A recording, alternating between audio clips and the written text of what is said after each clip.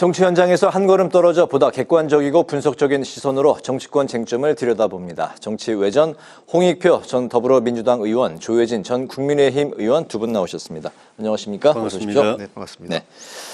김민석 총리 후보자 인사청문회 이틀 동안 진행이 되고 있는데 여당은 의혹이 대부분 해소가 됐다. 또 야당은 자료가 없는 묻지마 청문회였다는 엇갈린 평가 속에 야당 동의 없이 여당 표결만으로 인준은 가능한 상황입니다. 이제 그 과반 출석에 과반 찬성이면 가결이 되는 상황이기 때문에 이제 그런데요.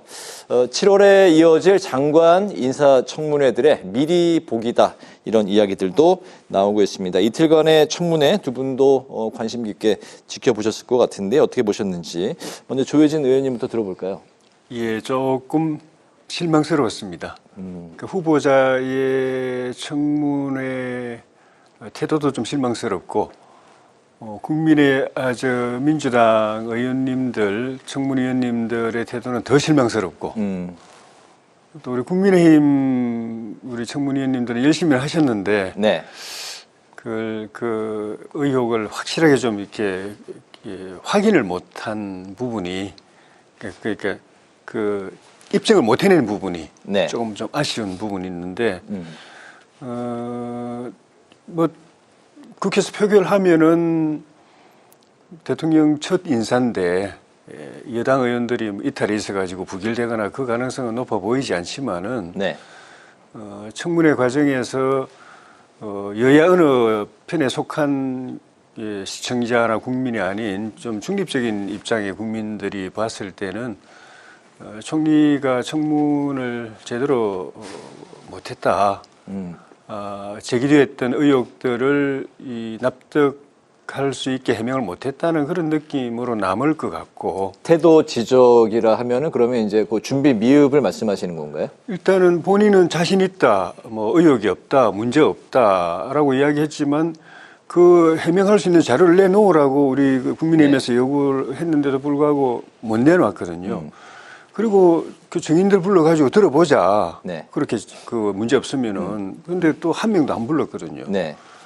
그런 상황에서 검찰에 이제 고발이 됐는데 민주당 지도부에서는 검찰을 향해서 그 압박을 하고 있거든요. 수사하기만 하면 가만 안 두겠다는 식으로. 네. 그런 것들이 이제 지켜보는 중립적 국민들의 입장에서 볼 때는 정부가 있으니까 저러는 거지. 안 그러면은 자료를 내놓고 증인을 불러서 해명하고 또 수사도 또 받아서 깨끗하게 정리하고 하면 될 텐데라는 느낌을 받도록 지금 그렇게 끝나버려서 네.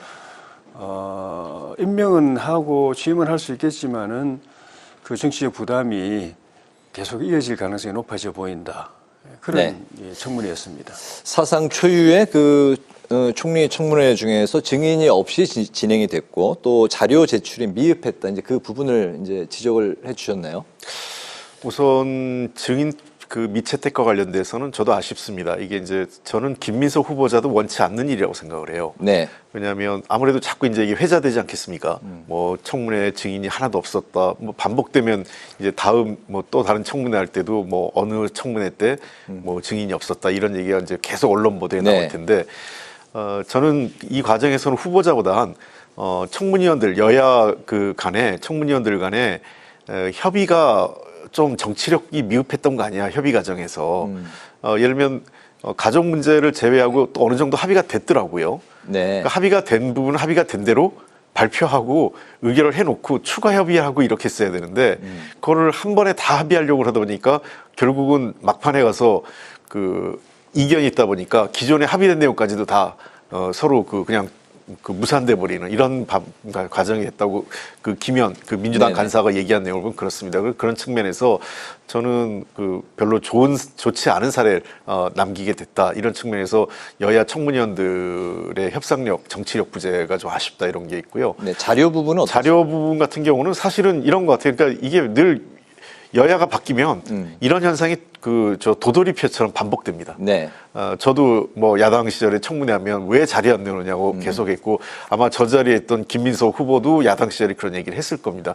근데 그 김민석 후보 답변이 과거 황교안 총리, 그다음에 한덕수 총리, 그다음에 뭐 그 정홍원 총리 등등 그런 후보자들이 냈던 자료 수준은 다 제출했고 또 그들이 제출하지 못하겠다고 했던 것들은 나도 제출 안 했다 이렇게 얘기를 하고 있거든요. 네. 틀린 얘기는 아닙니다. 틀린 얘기는 아니고 그렇지만 지금 그 인사청문회 제도의 그 제도적 한계죠. 기본적으로 내야 되는 법적으로 내야 되는 자료는 냈지만 다른 추가적인 자료를 요구할 때 개인정보와 관련된 부분 그리고 제3자와 관련된 부분은 제3자 동의가 있어야 되거든요. 그러니까 그러다 보니까 제3자가 동의해주지 않는다 네. 또는 개인정보 관련된 내용이라 어렵다 이렇게 할 경우에는 사실은 자료 제출을 강제하기가 굉장히 어렵습니다. 그런 측면에서 저는 이제 뭐 이 시각에 따라 다를 것 같아요. 그러니까 그 후보자 입장이나 민주당 여당이니까 기존에 낼 만큼 낸 건데 왜 그렇게 문제를 삼느냐 하는 걸 거고 아마 야당 입장에서는 미흡하다고 생각을 할 건데 이번 기회에 청문회 자료 제출과 관련된 좀 더 뭔가 제도적 보완은 필요하지 않을까 생각은 듭니다. 청문회 그 심사, 그 청문 보고서는 채택이 될 분위기인가요? 그렇게 보십니까? 두 가지 가능성이 다 있죠. 왜냐하면 그 여당 의원들이 국민의힘 의원들이 다 퇴장한 상태에서 단독으로 채택할 가능성이 하나 있고요. 두 번째는 청문 보고서가 채택이 안 될 경우에도 예를 들면 본회의 처리할 수 있기 때문에 네. 굉장히 두 가지. 왜냐하면 위원장이 지금 국민의힘 위원장이기 때문에 약간 어떻게 될지가 약간 이 청문 보고서에 그 인청특위에서 채택 가능성에 대해서는 조금 유동적이긴 하지만 궁극적으로 본회의 통과 이 인사청문 그 안이 그 본회의 통과에는 큰 문제가 없으리라고 봅니다. 그렇게 보고 계시는군요. 알겠습니다. 그리고 이제 각 상임위들도 추경 심사에 이제 돌입을 했는데 정작 예결위 구성은 지연이 되고 있습니다. 예결위 구성과 추경 처리 모두 법사위원장 배분 문제와 이제 맞걸려서 지금 꽉 막혀 있는 상황인데요. 법사위원장과 또 추경을 둘러싼 여야 간의 줄다리기, 타협의 정치를 좀 기대해 볼 수 있는 부분일 것인지 좀 이 부분은 결론이 어떻게 날까요? 민주당 태도가 워낙 완강하기 때문에 강경하기 때문에 별 여지가 없어 보입니다. 변화의 여지가 없어 보이고 그렇다고 우리 국민의힘에서 추경 처리를 붙잡고 지렛대로 삼아가지고 법사위원장을 찾아오겠다고 해도 네. 뭐 그런 의사가 있는지도 조금 모르겠지만은 그 별 효과가 없을 것 같아요. 그러니까 뭐 원내 지도부에서는 타이밍을 놓쳐가면서까지 실기하면서까지 추경을 이렇게 지렛대로 삼아가지고 법사위원장을 받아내겠다는 생각까지는 안 할 것 같아요. 추경 자체는 우리도 동의하기 때문에 네. 그리고 상황이 굉장히 시급하다, 화급하다는 걸 알기 때문에 추경 처리 시점은 그렇게 늦어지지 않도록 하지 않을까 싶은데 그리고 그걸 지렛대로 삼다고 해서 효과 있는 것도 아니고 민주당이 뭐 그걸 돌려줄 것도 아닌 것 같고 분위기가 네. 다만 이제 대통령께서도 계속 그 협치를 강조하고 있고 그리고 그 국내 정치가 협치 구조가 됐을 때 대통령이 국정 운영하기에 좋다라는 것은 본인도 느끼고 있을 것이기 때문에 가급적 그런 방향으로 됐으면 하는 생각을 한다고 저는 보는데 네. 그 핵심이 결국은 국회에서 국민의힘이 갖고 있는 107석의 그 권한, 영향력을 보장해 주는 겁니다. 지금은 민주당이 170, 국민의힘 107이지만 실제로는 국회 운영은 민주당이 300석을 다 갖고 있는 것처럼 해버리거든요. 지금까지 그렇게 입법 독주 또 의회 독재라고 이렇게 비판받는 그런 형태로 해왔는데 그렇게 되면 협치가 아니죠. 국민의힘이 있으나 마나 하고 국민의힘을 지지하는 절반 가까이 국민들은 국민이 아닌 네. 그렇죠. 취급을 받는 것이라서 그 협치를 실제로 그 실행할 의사가 있느냐 없느냐가 결국은 법사위원장입니다. 뭐 정권도 국민의힘이 가지고 있죠. 네. 다수 의석도 국민의힘이 가지고 있죠. 그리고 국회의장도 국민의힘이죠. 국민의힘이 아니라 민주당. 제가 말씀드린 다 민주당인데 민주당이죠. 거기다 겨우 법사위원장 정도라도 야당에게 배분하면은 107석 정도의 목소리는 아니라도 최소한 몇십 석 목소리라도 인정해 주겠다는 뜻이거든요. 네. 그걸 안 한다는 거는 뭐 107석을 없는 것 생각하고 그냥 패싱하고 투명인간처럼 생각하고 지금까지 해오듯이 그냥 가겠다는 의미이기 때문에 대통령 협치 백날 이야기해봐야 의미가 없는 거고 그 점을 대통령도 좀 고민하시고 원내 지도부도 대통령을 정말 위한다면은 그 점에서 법사위원장은 또 과거에도 그랬었고 국민의힘에게 배려를 하는 게 저는 옳다고 보는데 지금 민주당의 분위기는 그 반대 분위기 같아서 네. 대통령 협치는 잘 안 될 것 같아요. 네. 법사위원장에 대한 이 그립에 대한 의지가 워낙에 민주당도 강해 보이고 또 추경안 30.5조에 대한 것도 그 민주당 의지가 역시 강해 보입니다. 예. 그렇다면 결국에 민주당 의지대로 다 흘러갈까요? 두 가지 가능성을 다 열어놓고 보는데요. 저는 일단은 상임위 배분은 별로 여지가 없어 보입니다. 그래서 이거는 그냥 전반기 합의한 대로 네.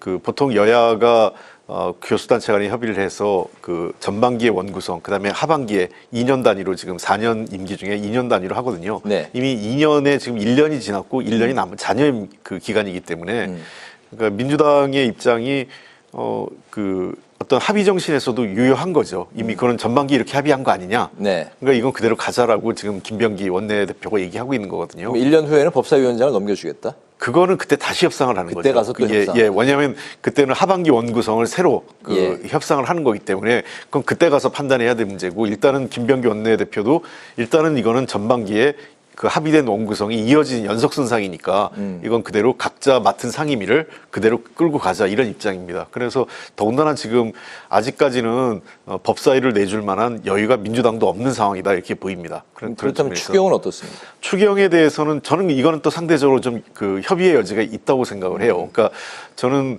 국민의힘이 좀 더 현실적인 투쟁을 그다음에 현실적인 협상을 해야 되는데 네. 법사위원장을 자꾸 내놓으라고 하면서 협상을 지연하기보다는 도리어 추경안에 대해서 적극적으로 하면서 민주당 그 정부가 제출한 추경안의 일부 수정이나 또는 그 통상 우리가 야당이 가져가는 몫이 있어요. 그렇게 되면 저희도 야당 시절에 제기를 해서 그 우리가 하고 싶은 사업을 넣는 게 있거든요. 네. 그러니까 국민의힘이 대선 과정에서 공약한 거나 이런 그 예산 사업이 있을 거예요. 그런 예산 사업이 이 추경의 목적, 즉 민생과 관련돼서 부합되는 거라면 네. 그 예산을 반영할 수 있도록 그 여야 간에 협상을 하고 정부를 설득해야죠. 그런 것들이 제가 보기에는 보다 현실적인 어떤 그 협상이 될 것으로 보고 도리어 그 대통령도 협치를 강조하고 있는 상황이라면 좋은 제안을 그 국민의힘에서 제안을 한다면 그 추경 예산안에 그 부분을 수용할 여지가 있는 것이죠. 알겠습니다. 최근에 장관 인사들이 있었는데 이 중에서 이제 유독 송미령 농식품부 장관의 유임 여진이 계속되고 있는 상황입니다. 장본인인 송미령 장관은 농망법은 거친 표현이었고 희망법으로 대신하겠다. 이렇게 입장을 좀 바꿨고 어쨌든 이에 대해서 이제 국민의힘은 기회주의자 비겁하다. 또 이제 여당은 실용 인사고 국민통합이고 탕평이다. 정반대의 평가를 내놓고 있는 상황입니다. 두 분의 생각도 좀 들어볼까요? 이 잘못하면 그 송미령 장관 유임 문제가 이재명 정부의 첫 단추 깨는데 굉장히 예상치 않았던 큰 좀 장애물이 될 수도 있겠다. 잘못하면 이 인사 수렁에도 빠질 수가 있겠다. 인사 참사까지는 아닐지라도 정권을 이 문제 때문에 인사가 수렁에 빠질 수도 있겠다. 아직 나머지 인사는 지금 시작도 안 돼 있는 상황인데 그런 측면에서 이거는 뭐 첫 출발은 대통령께서 좀 적극적으로 결정하신 것이 좀 문제였다고 생각이 들어요. 국무회의 때 송미령 장관 토론하는 거 들어보니까 굉장히 유능하더라. 라고 해서 유임시키기로 결정했다고 설명을 그렇게 했거든요. 그래서 즉흥적이라고 보시는 거군요. 왜냐하면은 유능하고 말고는 그 자리에서 말 몇 마디 하는 거 가지고 판단할 수 있는 게 아니고 그 윤석열 정부에서 장관으로 임명돼 가지고 농정을 쭉 해왔지 않습니까? 네. 그 결과를 가지고 일단은 판단을 해야 되고 그 다음에 여야 의원들의 평가 또 그 부처 안에 공무원들의 평가 그리고 무엇보다 농민들의 평가를 보면 다 뭐 특별한 게 없는 사람이었거든요. 언론에 부각된 거는 윤석열 정부 내내 농민 사법 그거 강경하게 반대하는데 일선에서 나서서 반대했던 것만 보도됐지 나머지 뭐 특별히 뭐 실력 있다 잘했다 이런 게 없어요. 네. 뭐 그건 아마 대통령도 그 자료로 낼 만한 게 없을 거예요. 이미 평가는 뭐 특별한 게 없는 분으로 평가되어 있는데 국무회의에서 좀 말 잘했다고 그렇게 했다는 것부터가 공감을 얻기가 힘들고 무엇보다도 지난 정부가 완전히 지난 그 야당이나 또 그 야당의 우당들 네. 뭐 그 진보당이라든지 뭐 이런 당들하고 대치를 했고 농민단체들하고 대치를 했던 분인데 정권이 바뀌었는데 새 정부에 그대로 장관으로 있고 그 대치하겠던 그 정책 농민사법을 이제 거꾸로 통과시키는데 본인이 이제 총대 메고 나서야 되거든요. 네. 이거는 뭐라고 설명해도 그 사람이 무슨 상황 변화가 있는 것도 아니고 그냥 대통령이 낙점해줘가지고 유임하게 됐다는 것밖에 없는데 그것 때문에 충성하기 위해서 윤석열 정부 때는 윤석열 정부한테 충성하기 위해서 앞에 서서 싸웠고 이제는 이 정부에 충성하기 위해서 완전히 180도 태도를 바꿔가지고 이거 해야 됩니다. 절대 하면 안 됩니다. 재해 수준의 입법이라고 그래놓고 해야 됩니다라고 이제 이야기하는 걸 국민들이 지켜볼 때, 공직자들이 지켜볼 때, 농민들이 지켜볼 때 이건 납득이 안 되죠. 그래서 알겠습니다. 뭐라고 설명해도 그냥 본인의 욕심 이 그냥 장관 자리 좀 더 하고 싶다는 욕심밖에 없고 대통령의 어떤 적흥성밖에 안 보일 그 부각되지 않는 거기 때문에 이대로 계속하면은 굉장히 인사에 큰 파란이 생길 수도 있어서 저는 대통령이나 새 정부를 위해서라도 본인이 진작에 대통령이 그렇게 제안했더라도 고사했어야 되고 네. 지금 상황이 상당히 자기 때문에 지금 수렁이 빠져 있는 걸 감안하면은 빨리 사퇴하고 감사하긴 한데 아닌 것 같습니다 하고 이제 사퇴하고 대통령도 못 이기는 척하고 그냥 받아주고 그게 제일 바람직한 해법 같아요. 대통령이 송 장관을 왜 유임했다고 보십니까?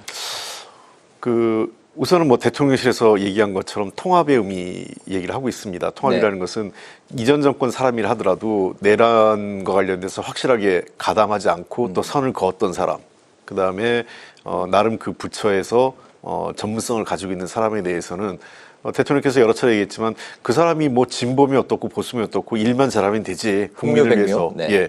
봉사할 수 있으면 된다 이런 얘기를 했기 때문에 그런 기준에 일단 부합해서 통합적 인사라는 측면이 하나 작용을 했고요. 조혜진 의원님께서 즉흥적이라고 그러는데 제가 보기에 이재명 대통령이 그렇게 즉흥적 인사하는 스타일은 아닙니다. 아마 몇 가지를 봤을 텐데 다 검토했을 것 같아요. 첫 번째는 나름 그 국무회의에서 발언이나 또는 토론하는 것에 있어서 뭔가 인사이트, 그러니까 생각하지 못한, 그러니까 대통령이 봤을 때 깜짝 놀랄 만한 그런 어떤 그 통찰력, 어떤 정책적 전문성을 보여줬기 때문에 네. 일단 발탁 가능성이 높아진 건 사실이고요. 그 외에도 당연히 지금 비서실장 중심으로 인사조사를 하기 때문에 부처 안팎에 평판조회도 했을 겁니다. 그리고 당연히 양국관리법 등 농민사법과 관련된 이 문제 제기가 있을 거라는 걸 대통령과 대통령실이 몰랐겠냐는 겁니다. 다 알고 있었죠. 그럼에도 불구하고 이렇게 할 때는 이것을 충분히 그런 논란에도 불구하고 이를 맡길 만한 나름대로의 전문성과 역량을 확인한 것 아닌가 생각되고 특히 본인의 노선을 좀 바꾼 거, 철학을 바꾼 거는 좀 어떻게 보세요? 그 부분은 제가 다시 설명을 드리겠는데요. 이제 또 국정기획위원회에서 제가 알기에는 농림부가 업무복을 꽤 잘한 것으로 지금 평가를 받고 있습니다. 그런 여러 가지가 종합적으로 해서 재임용됐다고 보고요. 다만 어쨌든 계속 논란이 되는 것은 자신의 생각을 그렇게 극과 극으로 바꾼 거에 대한 논란이 있습니다. 우리 민주당 의원들도 그 부분에 대해서는 농해수 의원들이 상당한 초기에 반발이 있었고 오죽하면 이제 우상호 정무수석이 직접 농해수 의원들을 찾아가서 설명하고 양해를 구하는 그런 과정을 거쳤습니다. 저는 뭐 민주당 의원이야 대통령 인사이기 때문에 그런 선에서 양해가 되겠지만 본질은 결국 농민들과 농민관계 단체들이라고 생각을 하거든요. 네. 그러니까 저는 송 장관이 자신의 입장이 왜 바뀌었는지 그리고 과거하고 지금의 그 바뀐 상황에 대한 좀 더 객관적이고 사실에 기초한 설명을 좀 해야 될 상황이라고 생각을 합니다. 그리고 현장과의 소통이 무엇보다 중요하고요. 네. 그래서 이제 이재명 대통령도 송 장관에게 대상자들에게 적극적인 소통을 이제 주문한 이 상황인데 앞으로 이 상황도 지켜봐야 될 것 같습니다. 오늘 그 마지막 이슈는 여야 당권 주자들의 움직임을 살펴보겠습니다. 먼저 그 여당은 정청래, 박찬대 후보의 치열한 이제 2파전 양상이고 야당은 아직 이제 후보가 확정되지 않은 상황에서 안철수 의원도 등판하는 분위기로 가고 있는 것 같고 또 조경태 의원, 김용태 비대위원장의 도전도 언론에 이제 등장을 하기 시작했습니다. 8월 전대를 향한 여야 또 전대 당내 분위기를 두 분의 말씀을 마지막으로 좀 들어보겠습니다. 홍 의원님부터 들어볼까요? 예. 일단 사실은 정청래, 박찬대 두 후보 간에 지금 당대표 경선이 이루어지는데 이게 지금 보궐선거거든요. 네.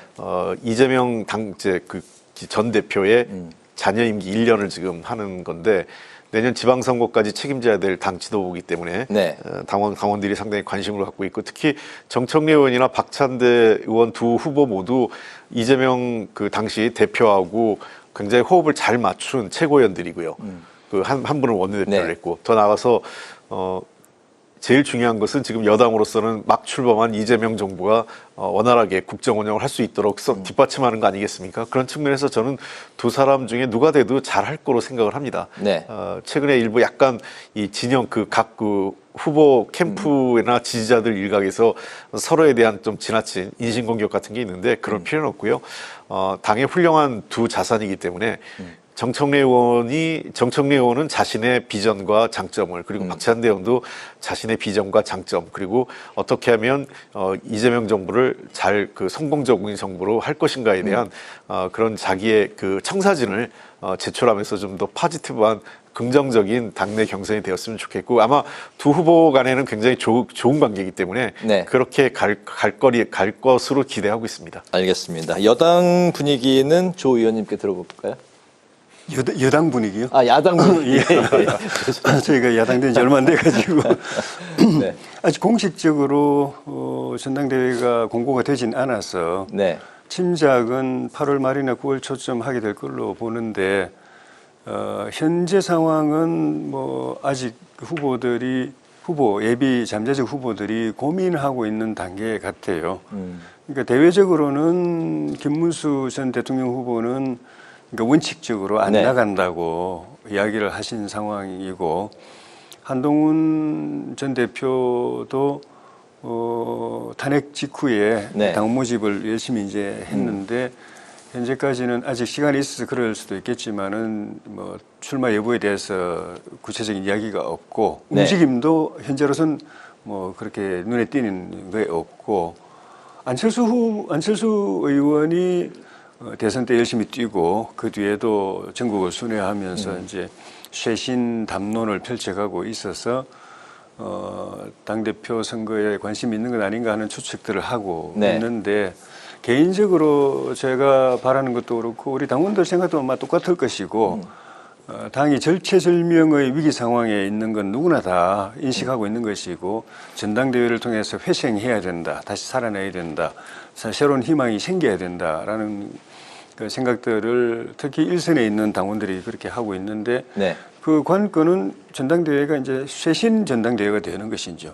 변화와 혁신을 추구하고 그걸 실행해내는 그런 비전을 확 펼치는 또 그런 비전과 역량을 가진 지도부가 탄생하고 그쪽으로 쭉 끌고 가는 네. 그런 전당대회가 돼야 되는데 그런 점에서 본다면은 김문수 후보도 나오셔야 되고 한동훈 전 대표도 나오셔야 되고 안철수 후보도 쇄신 지금 열심히 하고 계시니까 네. 나오시고 김용태 비대위원장 같은 연부 역강한 우리 젊은 정신들도 나왔으면 싶은데 김용태 비대위원장도 현재 시점에서는 좀 소극적으로 이야기하는 것 같아서 그래서 조금 걱정이 됩니다만은 조금 시간이 지나서 바라기는 네. 그분들이 다 나오셔서 쇄신 경쟁, 당의 존망을 두고 네. 쇄신 경쟁을 해서 확 좀 바꾸어서 당원과 국민들이 희망을 갖고 기대하고 이렇게 힘을 실어줄 수 있는 그런 전당대회에 그렇게 이끌어 주셨으면 하는 바람입니다. 네. 쇄신과 희망을 위해서 다 나와라. 예. 알겠습니다. 오늘 정치회전은 여기서 마무리하도록 하겠습니다. 지금까지 홍익표 전 더불어민주당 의원, 조혜진 전 국민의힘 의원과 함께했습니다. 두 분 말씀 잘 들었습니다. 고맙습니다. 고맙습니다.